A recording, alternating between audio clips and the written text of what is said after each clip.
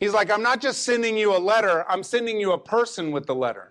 If you have questions about the letter, he'll know what the answers are. If you want to know where I'm coming from or what the standard message of a certain line is, this man, Tychius, he's coming with the letter. He's going to be a member, a part of your church. He's going to come in and he's going to help you understand the teachings that I've given in this letter. And he says, and Onesimus, and now we know some stuff about Onesimus. He's a runaway slave. Paul writes a letter to Philemon's house and says, hey, I know he ran out of your house, but I'm going to send him back to you. But let me tell you, he's a fellow member of Christ, just like me and you are. But he's sending Onesimus because he's saying Onesimus, who's probably on his way back to Philemon's house, right? He's there and he says, he's one of your people. He's from your area. He's from your region of Turkey. He knows you. He looks like you. He talks like you. He understands what it means to be in your city. I'm sending him, and he's going to give you some relatable parts from that area. And he says, then there's greetings from Tychius and Mark. And he says, these guys are going to remain with me, but they're helping me in my ministry so that I can help you better. We're the home office of this thing from my prison cell, right? This is what we're doing. And he says, and don't forget Barnabas, who's Mark and Barnabas, who's Mark's cousin. Remember him? He's the great encourager. There's an encourager in your area right now that if your church needs encouragement, make sure you get a hold of Barnabas. He can come and encourage you. He can come and do these things with you. He says, don't forget Epaphras, the guy who brought you the gospel, who shared it with you that day when you prayed and started this church. That man, he is praying day and night for that entire area as he travels around.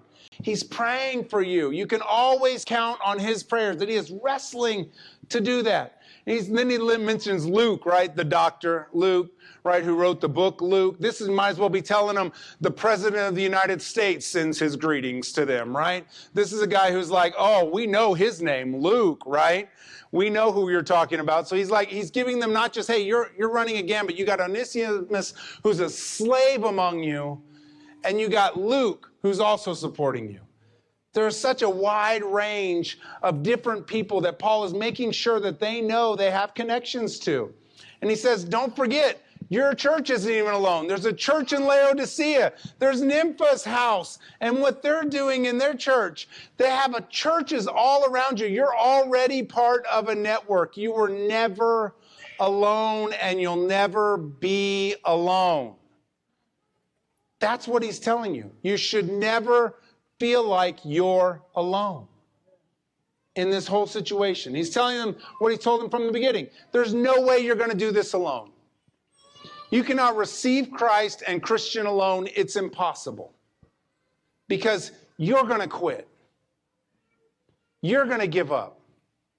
You're going to face a life circumstance that's too tough. You're going to need a prayer warrior one day.